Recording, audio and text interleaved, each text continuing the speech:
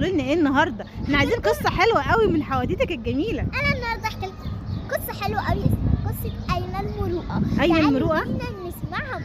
شكلها قصه مشوقه قوي يا جوجو، يلا بينا. اصحابي يلا بينا. قصتها بتحكي ان كان في ولد ماشي في الطريق وكان معاه عجله وخبط بيها سيده عجوزه، فالسيده دي وقعت على الارض وكانت شايله حاجات ووقعت في الارض واتبهدلت خالص وكانت هتعيط.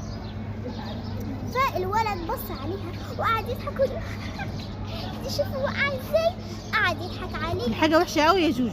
ايوه فعلا حاجه وحشه جدا وصفه مش حلوه ان هي تكون فينا، ان لما حد يغلط او حد يقع او كده احنا نقعد نضحك عليه. هو المفروض كان يساعدها ودي الحاجه الصح، لكن هو ما ساعدهاش، هو فضل مكمل طريقه عادي. بعد ما هي وقعت فضل مكمل طريقه؟ ايوه. لا لا لا، عايز اعرف نهايه القصه دي ايه يا جوجو. قبل ما تعرفوا نهايه القصه انزلوا دوسوا يلا لايك واشتراك بسرعه.